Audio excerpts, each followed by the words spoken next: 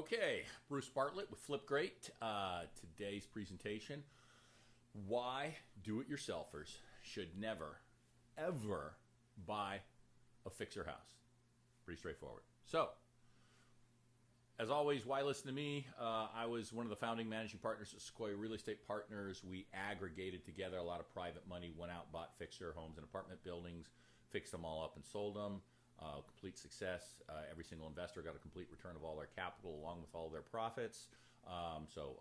Batting 1,000 at Sequoia, and then on my own account, same thing. Every single project I've ever done has been profitable, so complete return of capital and profits.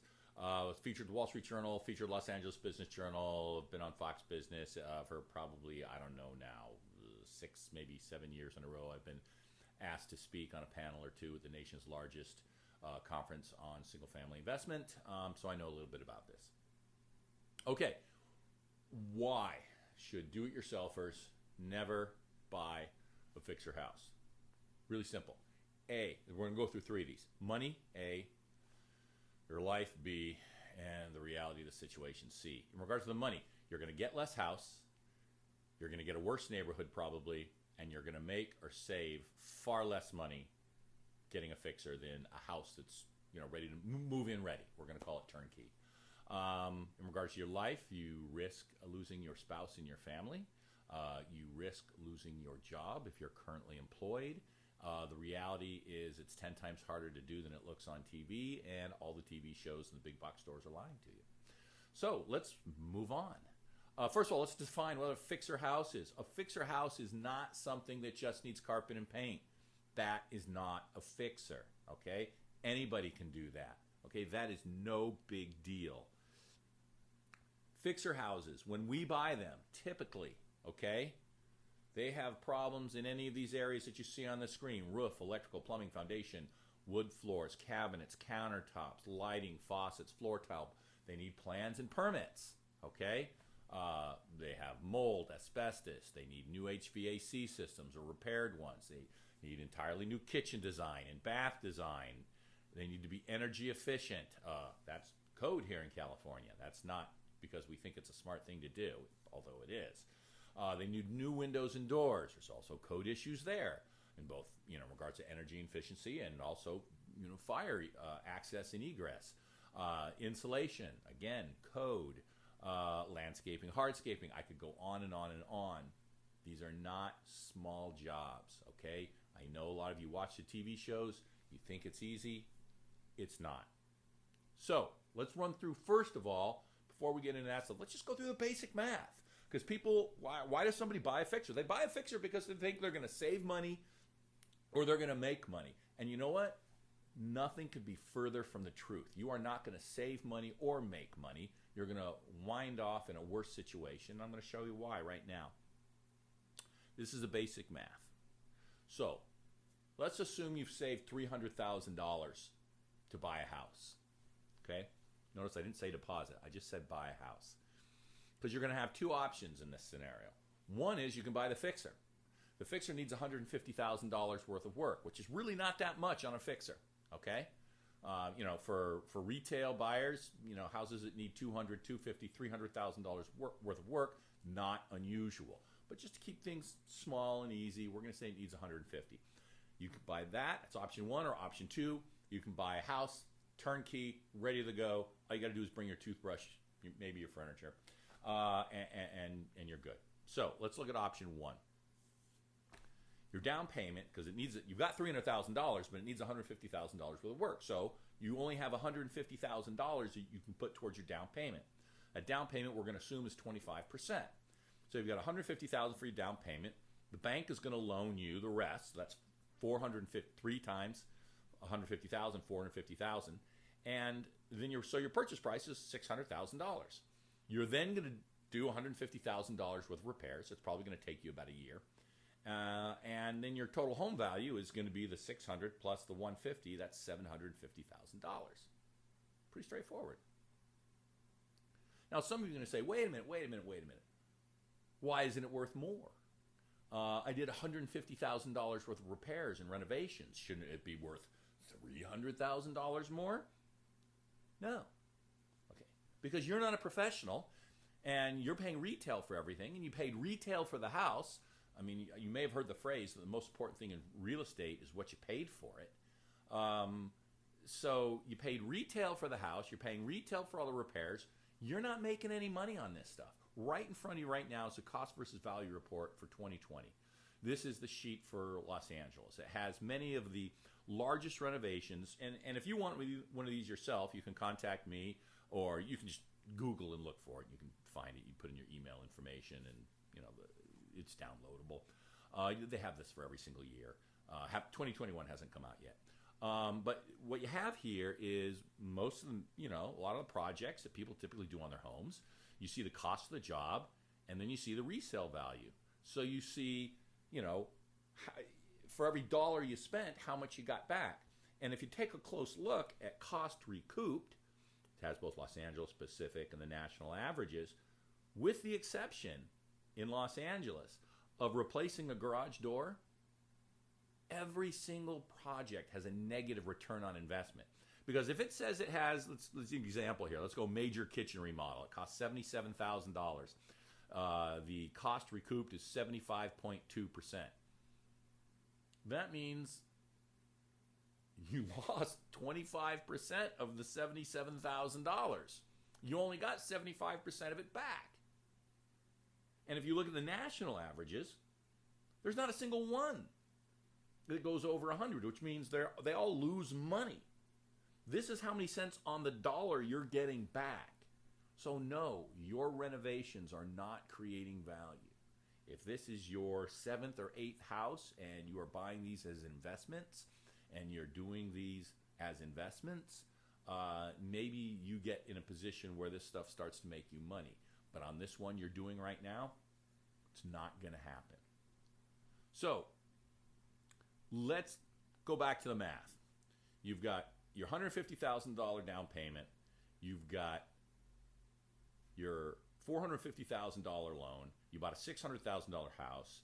You did $150,000 and we're going to be very, very nice here. And even though that third-party report shows you that the $150,000 that you spent is probably only worth $100,000 in value, we're going to assume for the case of argument it's worth the full $150,000.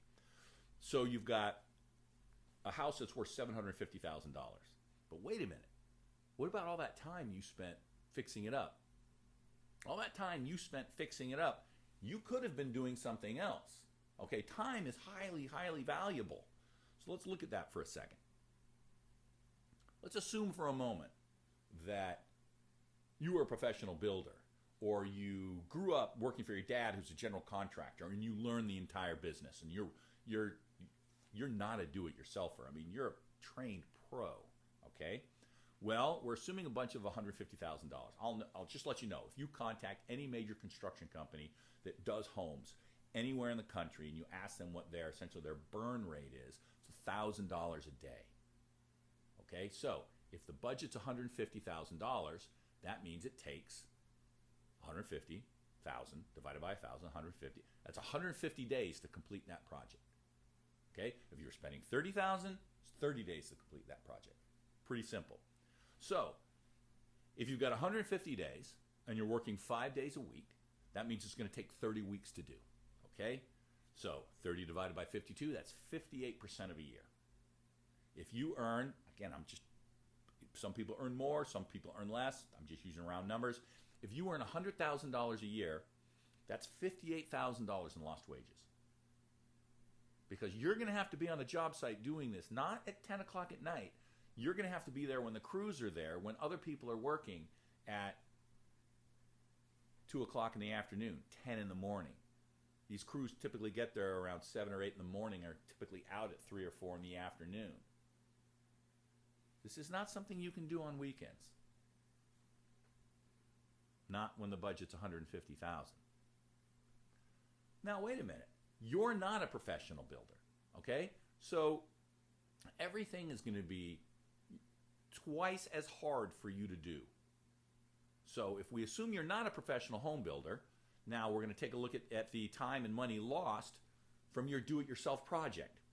So now, instead of the burn rate being $1,000 a day, because you do everything slower, because you don't know how to do the permits, you don't know how to do the planning, you have to go find yourself an architect. No, I don't like that architect, I need to get a new architect. We did that, but I didn't like it, so now we're redoing it. This is the reality of the situation, okay? Tile didn't come in right, the tile came in and it's wrong, the tub's the wrong size, etc., etc. We're now going to make the assumption that the burn rate, instead of $1,000 a day, is $500 a day, which means instead of taking 30 weeks to do, your project takes 60 weeks to do, which means that's 115% of a year. So if you make $100,000 a year, it costs you $115,000 in lost wages to do it yourself on your house. So let's add that into it. So you got all the numbers you already know. The home cost is $750,000, or value is $750,000. Okay, the time lost cost is $115,000. So the total cost of the home, when you consider what you actually paid for the house and the renovations, plus your lost wages, is $865,000. You paid $865,000 for a house that's only worth $750,000. Doesn't sound like a really good deal to me, okay? Then we're going to assume it took you about a year to do, so there's some appreciation on the house. We're going to assume in this case 5%. So at the end of 1 year, the house is worth $787,500, which means your gain or loss at the end of the year, because of your lost wages, you've lost $77,500. You have a house that's worth $787,500, and you have lost $77,500. Now, situation number 2, turnkey house. Now, because nothing needs to get fixed up, the entire $300,000 is going to go in the down payment. 25% down, you then get $900,000 from the bank, you have a $1.2 million house. Value of the repair is 0 because you're not going to do any. Total value of the home, $1.2 million. Now, go through the whole thing all over again, except for there is no time that's lost for repairs, okay? So you've got a $1.2 million house. Again, we assume 5% appreciation. So at the end of the year, you've got a house that's worth $1,260,000, which means you have earned $60,000. So let's look at these two options side by side. Option 1, the fixer. After 1 year, you have a house worth $787,000, and you have financially lost $77,500. Option number 2, you didn't have to do anything. You now have a house that's worth $1,260,000, and you made $60,000. Think about that for a second. Think about what those neighborhoods are, okay, in your community. Think of the $787,000 house versus the $1.26 million house. Where are those homes located? What are the schools like in those two neighborhoods? Are they the same? No, probably not. Let's look at it this way.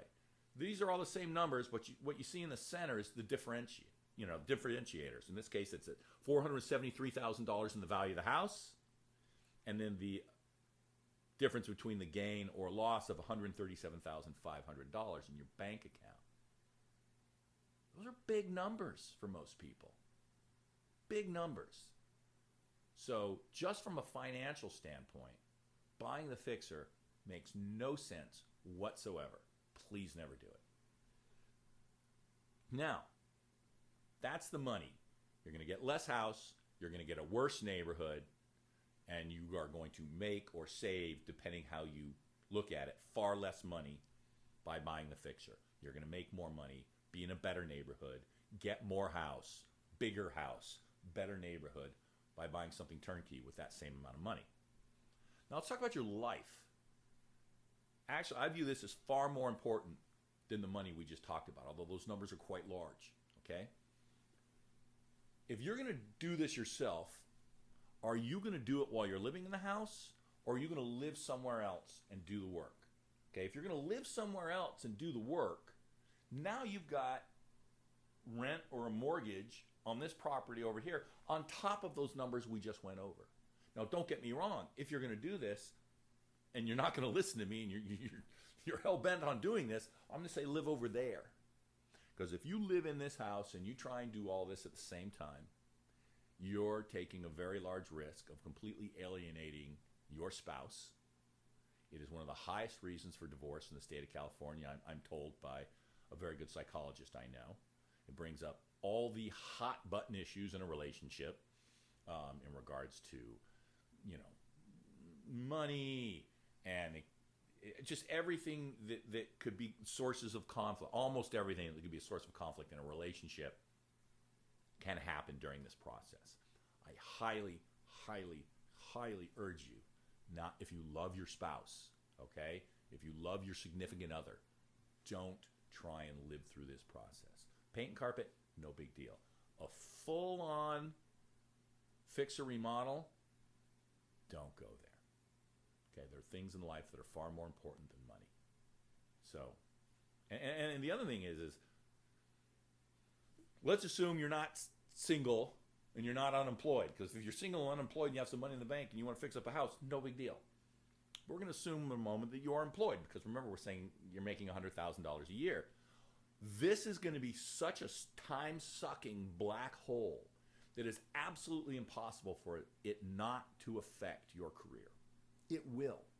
And it will in a negative fashion. Okay? So you have to really think about that. Do you want to risk your job, your career, your moving up the ladder in whatever it is you do for this do-it-yourself, for having a worse do-it-yourself home? It makes no sense. Please don't do it. Now, we're going to talk about the realities of the situation. I'm sure lots of you have seen shows on TV. I'm sitting here in the unique position of being someone who has sold reality TV shows, because I used to work in the entertainment industry, and I've been recruited to be on reality TV shows when I moved into this industry, okay? So I can tell you from experience, all the reality TV shows, at least all the ones I've seen so far, okay? They always say, don't say all, every, must. They are complete crap. There's no reality in reality TV, okay? They're not telling you the truth. Nobody really has 35 people working on a house at the same time. Nobody has the #1 fabricator of stone and marble working overnight to get their custom countertops done. That doesn't happen. And guess what? None of the flippers I know, there's always, hey, look, there's somebody in her Jimmy Choo shoes and a sledgehammer. We don't pick up sledgehammers anymore, okay? That was 25 years ago, okay? We pick up laptops and spreadsheets. That's what we do to make money. At least the good ones do. So I just want to really, really emphasize, this industry is 10 times more difficult than they make it out to believe. They are selling you advertising. That's what they're doing. They're not selling you reality. They are selling you advertising. Okay? That's what HGTV does. They're not telling you the truth. They're giving you this fantasy that people buy into and they love to watch. And that's okay if you leave it there. But also in connection with all these shows is Lowe's or Home Depot or Ace Hardware, or they're trying to sell you all this stuff to do it yourself. Again, paint carpet, totally fine. You want to start putting in new electrical panels? You want to start handling mold or a broken foundation or replacing a roof or replacing all the windows in your house? This is not DIY time. This is something that needs to be left to the professionals, and your life will be far better and far happier and far wealthier in all respects if you let the pros handle it. So that's what we do here at Flipgrid.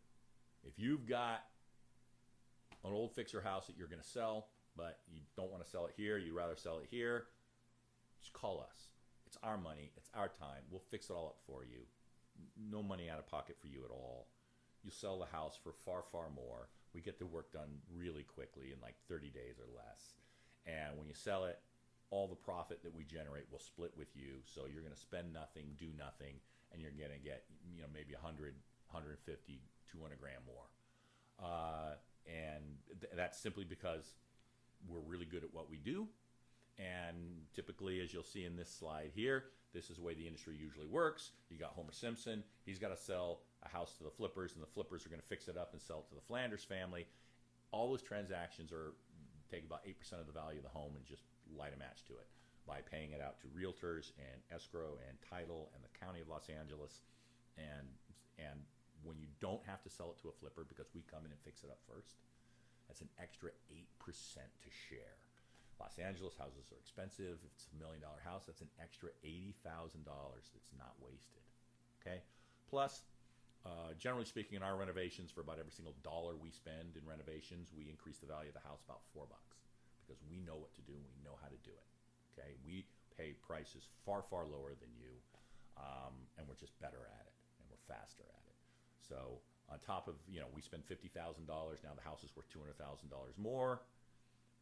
So that's $150,000 in profit. You got $80,000 that we saved by you not selling a flipper the house. All of a sudden there's $230,000 to split, and you didn't spend anything, you didn't do anything. So, just like this slide says, Homer does nothing, Homer spends nothing, Homer gets an extra $115,000. Pretty much free money. So this is that same house there. This was the kitchen when we started. It's not bad, it's not horrible, but this was that house was in 2017, I believe. It wasn't it turned into this. Okay. Really beautiful kitchen, actually. And we do all the work. We pay for everything, 30 days or less. Use any realtor you want, as long as there's not, it's not a family member, conflict of interest, anything like that.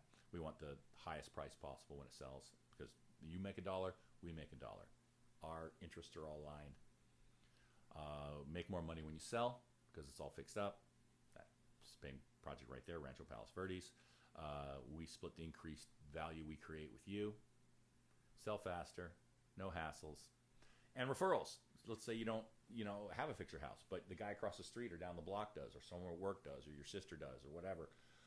You refer us to them. They use us. At the close of escrow, you're going to get $5,000 out of our end of the deal. So it doesn't affect your friend at all. You're just helping them out. They're going to spend nothing, do nothing, and get a whole bunch more money, and you're going to get $5,000. So that's about it. If you have any questions, contact me online. Happy to answer. If you would like a presentation done on a subject that you're curious about, feel free to send me that too. I hope this was helpful. Please, friends, don't let friends buy. Don't let DIYers buy fixer houses. Okay, thanks everybody out there. Good luck. Be safe.